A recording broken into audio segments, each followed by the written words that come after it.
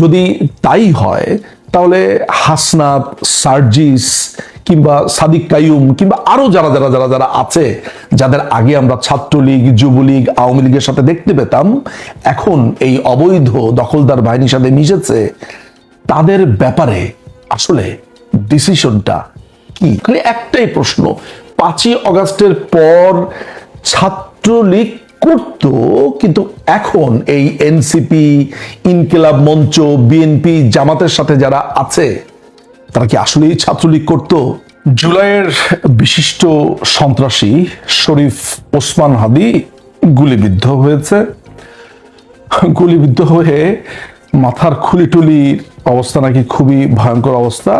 তার ডাক্তার অর্থাৎ ডক্টর জাহিদ রায়হান, যিনি অপারেশন করেছেন, তিনি একটি টিভি প্রোগ্রামে বলেছে যে তার এক কান দিয়ে ঢুকে আরেক কান দিয়ে বুলেট বের হয়ে গেছে। গুলিটা তার ঠিক কানের ওপরে, ডান কানের ওপরে গুলিটা ঢোকে এবং বাম কান দিয়ে বের হয়ে যায়। তো এটা এক কান দিয়ে ঢুকে এই ডান কান দিয়ে ঢুকে এদিক দিয়ে বের হয়ে যায়। ডান কানের ঠিক ওপর দিয়ে এটা ঢোকে গুলিটা, এবং বাম কানের এদিক দিয়ে গুলিটা বের হয়ে গেছে। একজন মানুষ হিসেবে অর্থাৎ হাদির মতো একটা পাশবিক পশু হিসেবে না, একদম একটা সাধারণ মানুষ হিসেবে, একজন আইনজীবী হিসেবে, একজন প্রফেশনাল হিসেবে, একজন মানবিক মানুষ হিসেবে যে কোনো ধরনের প্রতিহিংসামূলক আচরণ, উগ্রতা, এগুলো বরাবরই আমি নিন্দা জানাই এবং সব সময় এটা বলে এসেছি যে শান্তিপূর্ণ যে কোনো সমাধানই আমাদের কাম্য। 32 ভাঙা, গোপালগঞ্জের মানুষকে খুন করে ফেলা, আওয়ামী লীগ দেখলেই তাকে পেটানো, বঙ্গবন্ধু কন্যাকে নোংরা ভাষাতে আক্রমণ করা, যত রকমের নোংরামো আছে, সেটির একটা প্রতিভূ বা একটা সিম্বল বা একটা চিহ্ন যদি আমি ধরি, তাহলে শরীফ ওসমান হাদি তার মধ্যে অন্যতম। আগামী 24 ঘন্টায় অ্যাকশন দেখবে, অ্যাকশন সাল্লাল্লাহু ছিঁড়ে ফেলাইতে হবে খানকে। বাংলাদেশের অস্তিত্ব থাকবে না যদি গোপালগঞ্জ বাইতে থাকে। ভাই মুক্তিযুদ্ধের চেতনা কোটান কোট এইটার বিরুদ্ধেই তো জুলাই হইছে। গালাগালি অনেকবার তওবা করি, করবো না, ছেড়ে দিতে চাই। নিজের ছেলে হইছে, এখন তো একটা বয়স আসছে, গালাগালির একটা পর্যায়ে আছে, কিন্তু দায়িত্ব না দিলেও এখন গুলো হয়, এমন পর্যায়ে আসছে। শেখ মুজিব মরার পর জানাজার লোক পাওয়া যায় নাই, গাইবানা জানাজাও কেউ পড়ে নাই। অন্য হাতে বাঁশের লাঠি থাকবে, আমরা বাঁশের লাঠি তৈরি করছি। আমরা বাঁশের লাঠিতে বাংলাদেশের পতাকা এবং আমাদের যে লাল জুলাই রক্তিম লাল তার পতাকা থাকবে। এক হাতে পতাকা, অন্য হাতে লিফলেট। সারাদিন আমরা শাহবাগে থাকবো। আওয়ামী লীগকে অনুরোধ জানাই, আমরা শাহবাগে তো অবস্থান নিয়ে থাকবো, সাহস থাকলে তারা বলুক যে কোনো একটা জায়গায় এই সময় তারা থাকবে। উত্তম গণমাধ্যম দিয়ে পুলিশের হাতে তুলে দিবেন। সচিবালয়ে বসে এখনো জুলাইয়ের বিরুদ্ধে ষড়যন্ত্র করা হয়, সচিবালয় থেকে সেদিনকে আর তাদেরকে বের হতে দেওয়া হবে না। এটা আওয়ামী লীগ তো বললে আমরা জিব্বা ছেড়ে ফেলতাম। তো দিয়ে যে এখানে বোকা স্টুপিড যে শ্রেণীটা আওয়ামী লীগের, এরা বের হয়ে কুকপাক দেয় আর জেলে যায়। বাংলাদেশে অফিসিয়ালি আওয়ামী লীগের কবর রচিত হয়ে যাবে। এই মুহূর্তে আওয়ামী লীগকে নিষিদ্ধ করে দেন। বাংলাদেশের কোন নির্বাচনের ব্যালটে নৌকা মার্কা থাকবে না। এই যে গৃহযুদ্ধটা হওয়ার কথা ছিল, হইল না, তো অশান্তি তো কিছু থাকবেই। আমরা তো রাষ্ট্র গঠন করবো। আওয়ামী লীগের, খুনি লীগের, জঙ্গি লীগের জন্ম ভারতে, তাদের মৃত্যু ভারতে। এই যে আমাদের মুখের ভাষা খারাপ হয়েছে কেমনি? শেখ হাসিনা বানাইছে। এই ছেলেটি গত 15 বছর ধরে কবিতা লিখেছে। আমি এর ব্যাপারে খোঁজ খবর নিয়ে দেখলাম, এই বিভিন্ন টাইপের কবিতা লিখতো, পুতু টাইপের কবিতা, প্রেমের কবিতা লিখে বেড়াতো। 5ই অগাস্টের পরে সে ব্যাপক বিপ্লবী হয়েছে, এবং বিপ্লবী এমন হয়েছে যে রাজনীতির যত রকমের নর্মস আছে, যত রকমের সভ্যতা, ভব্যতা যা আছে, সমস্ত কিছুকে সে পেরিয়ে গেছে। বাংলাদেশ আওয়ামী লীগের কি বিরোধিতাকারী বাংলাদেশে নেই? আছে না? বছরের পর বছর বাংলাদেশ আওয়ামী লীগের বিরুদ্ধে বলেছে, আওয়ামী লীগকে পছন্দ করে না এমন মানুষ আছে না? কিন্তু আপনারা আপনাদের জীবদ্দশাতে গত 54 বছরে আওয়ামী লীগকে এত নোংরা, অসভ্য, এত ভয়ঙ্কর, এত কদর্য, কুৎসিত ভাষাতে কখনো কাউকে আক্রমণ করতে দেখেছেন? অন্তত পক্ষে এই বাংলাদেশের মাটিতে আমরা এই 5ই অগাস্টের পরে এই শরীফ ওসমান হাদির উত্থান দেখেছি। এই ছোট প্রায় 5 ফুটি একটা ছেলে দিনের পর দিন এত বড় বড় লাফ দিয়ে, এত বড় বড় জাম্প মেরে সে যেসব কথাবার্তা বলতো, এই যে খুনের একটা আবহ তৈরি করা, অর্থাৎ একটা খুনের পরিষেবা পরিসন্তরী করা, যে কিভাবে আওয়ামী লীগের নেতৃবৃন্দকে খুন করতে হবে, কিভাবে আওয়ামী লীগকে শেষ করে দিতে হবে, কিভাবে আমাদেরকে মারতে হবে, ধরতে হবে। অর্থাৎ বাংলাদেশে যেই দলটি প্রায় 40% বেশি যাদের ভোট রয়েছে, তাদের নেতাকর্মীদেরকে গণহত্যায় মারতে হবে, তাদেরকে মেরে ফেলতে হবে, খুন করতে হবে, এটাই ছিল ওসমান হাদির মূল প্রতিপাদ্য বা তার বক্তব্যের প্রতিপাদ্য। কিন্তু এত কিছুর পরেও বাংলাদেশ আওয়ামী লীগ তাকে নিয়ে কখনো কোনো বিবৃতি দেয়নি, সোজা কথা ইগনোরই করেছে। বাংলাদেশ আওয়ামী লীগের নেতৃবৃন্দ যারা অন্তত পক্ষে কাগজে কলমে রয়েছে, কোনদিন দেখবেন না তার বিরুদ্ধে কিছু বলেছে। হ্যাঁ, এমনি যারা অনলাইন অ্যাক্টিভিস্ট আছে তারা বলেছে, নানানভাবে বলেছে, আমরাও বলেছি এগুলা।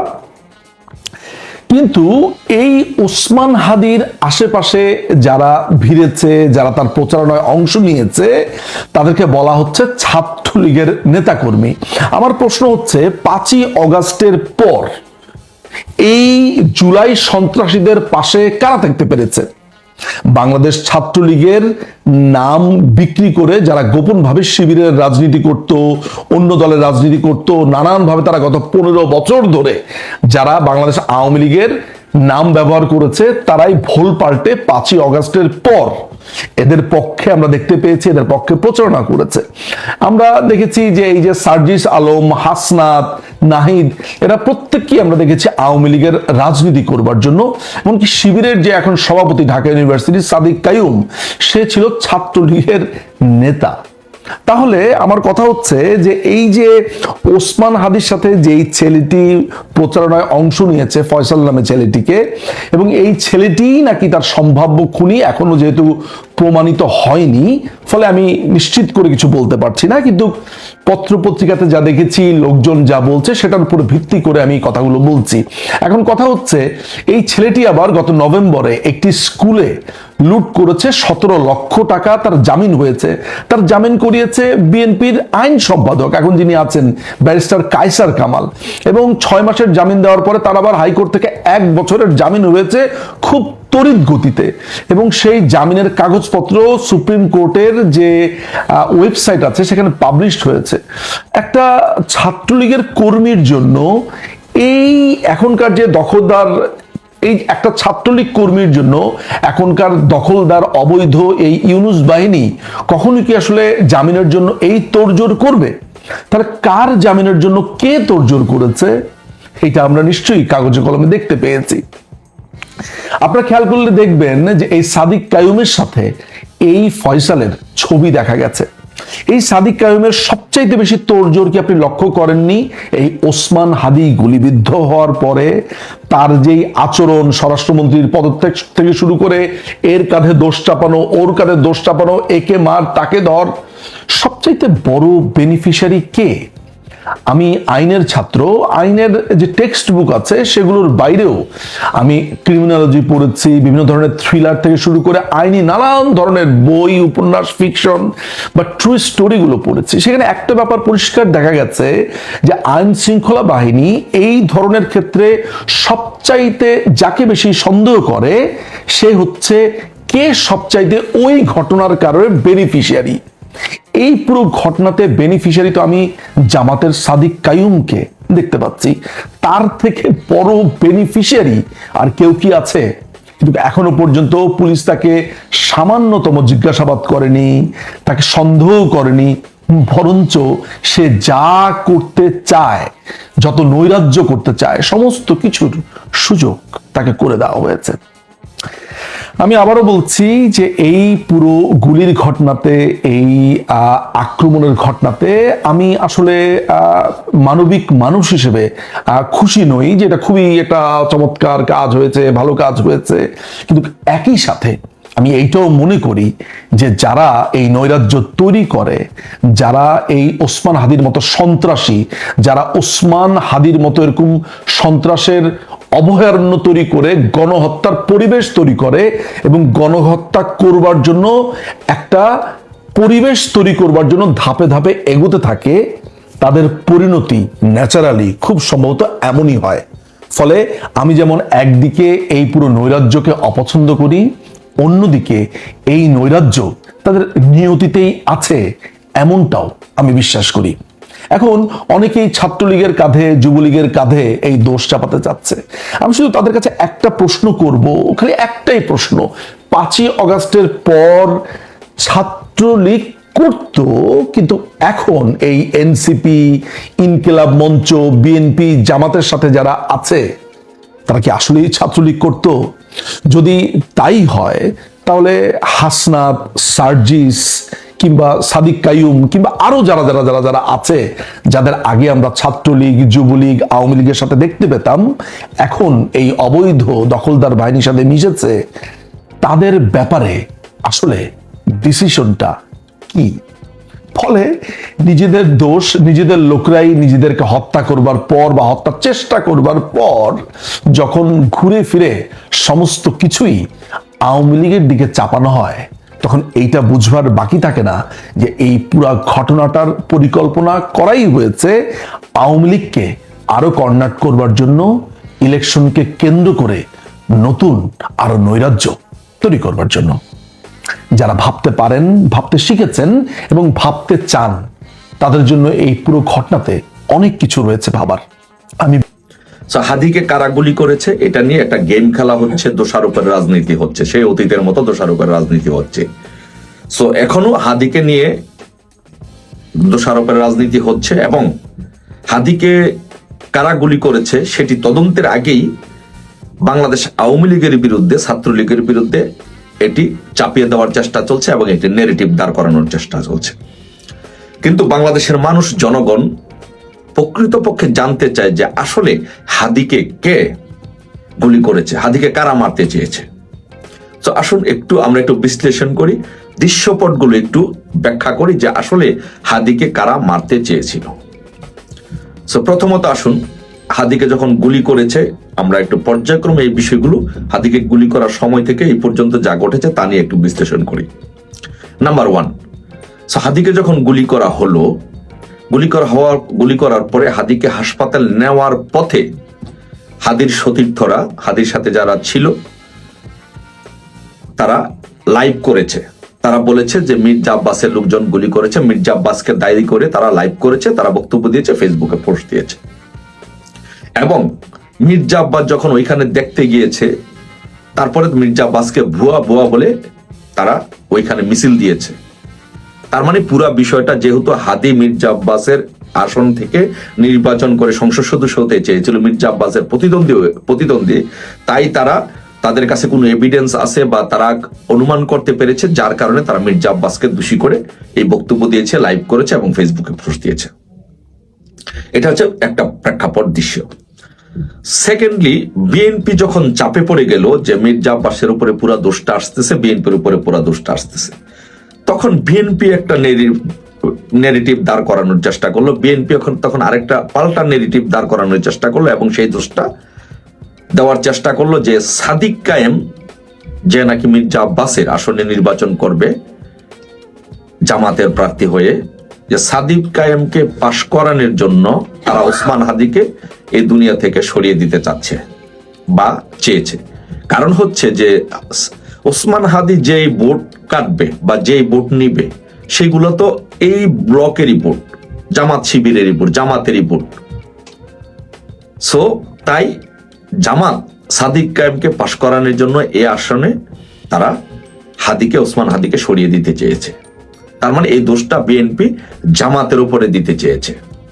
সো এটা সত্য মিথ্যা কতটুকু সেটা জাস্ট মানে বিচারের বিষয়, এবং সেটার একটা যৌক্তিক পয়েন্ট আছে যে ওরা চাচ্ছে সাদিক কায়েমকে এখানে পাশ করিয়ে সাদিক কায়েমকে হিরো বানানোর জন্য, যেমন ডাকসুতে বানানো হয়েছে, এরকম ভাবে একটা মেটিকুলাস ডিজাইনের মাধ্যমে এখানে সাদিক কায়েমকে পাশ করানোর একটা পরিকল্পনা চলছিল।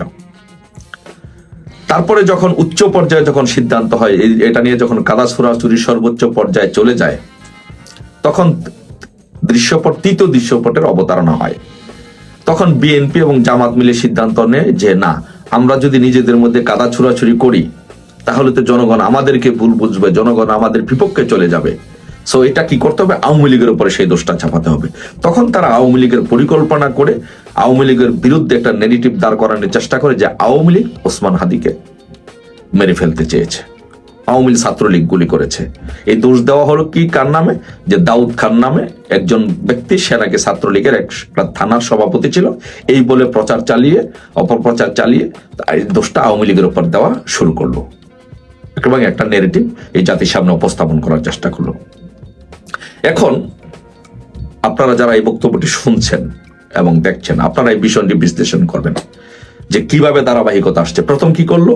হাসপাতালে নেওয়ার পরে হাদির সতীর্থরা বিএনপিকে, মির্জা আব্বাসকে দোষারোপ করলো। তারপরে মির্জা আব্বাসরা যখন চাপে পড়লো, বিএনপি যখন চাপে পড়লো, তখন সাদিক কায়েমকে পাশ করানোর জন্য জামাত এই কাজটা করেছে বলে বিএনপি একটা কাউন্টার নেগেটিভ দিল। যখন দোষারোপের রাজনীতি দুই দলের মধ্যে চলে আসলো, দুই দল মিত্র মিলে কি করলো? বললো যে না, দোষটা আওয়ামী লীগের উপর দিতে হবে। তখন আওয়ামী লীগের বিরুদ্ধে একটা নেগেটিভ দাঁড় করানোর চেষ্টা করলো। তো এখন আমার কাছে আমার প্রশ্ন, আসুন প্রকৃত ঘটনাটা একটু উদ্ঘাটন, আপনাদের মনে যে সন্দেহ, সেই সন্দেহটা দূর হয়ে যাবে। আসুন একটু দেখি যে যেই ব্যক্তিকে, দাউদ খান নামে যেই ব্যক্তিকে গ্রেপ্তার করা হলো, ছাত্রলীগের একটি থানার সভাপতি বলে চালিয়ে দেওয়ার চেষ্টা হলো, তার সম্পর্কে একটু জানি। যে এই ব্যক্তিটি দাউদ খান 5ই আগস্টের পর সে মব করেছে, সে একজন মবের উস্তাদ, সে বিভিন্ন জায়গায় মব করেছে এবং 17 লাখ টাকা সহ মব করতে গিয়ে সে গ্রেপ্তার হয়েছে 5 আগস্টের পরে।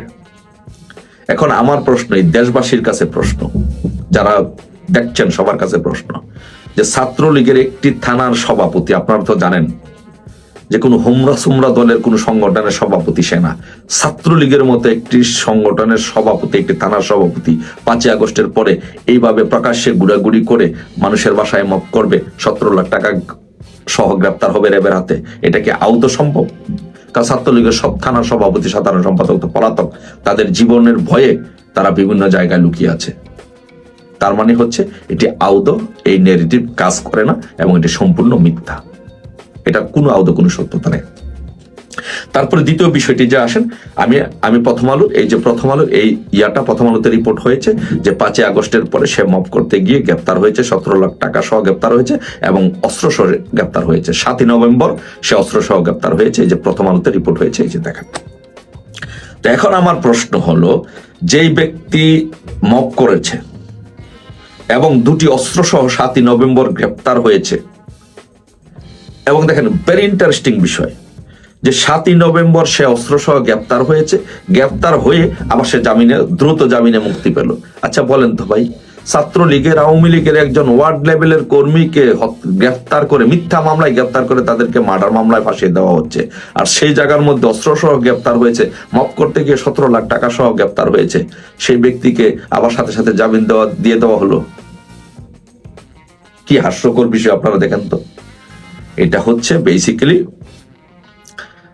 এই নেগেটিভ হচ্ছে আওয়ামী লীগের বিরুদ্ধে, সাদিকে আওয়ামী লীগ মেরে ফেলেছে, এরা হচ্ছে পরিকল্পনা করে, জামাত বিএনপি যখন ফেসে যাচ্ছে তখন এরা পরিকল্পনা করে এটা আওয়ামী লীগের বিরুদ্ধে একটা নেগেটিভ দাঁড়া করানোর চেষ্টা চলছে। আবার আরেকটি কথা বলি, ইন্টারেস্টিং কথা, যে বাংলাদেশে যে কয়েকটা মিছিলের প্রবর্তন হয়েছে, 1 2 3 4 ডট ডট ডট ডট, টিনের চালে কাউয়া, Tarique Rahman dot dot dot, এগুলো এইসব ভাষা আমরা উচ্চারণ করতে পারবো না। এই স্লোগানের জনকও কিন্তু এই দাউদ খান। তো একজন ছাত্রলীগ নেতা এই স্লোগান দিয়েছে 5 আগস্টের পরে রাজপথে, এটা কি আপনাদের কেউ কারো বিশ্বাস হবে?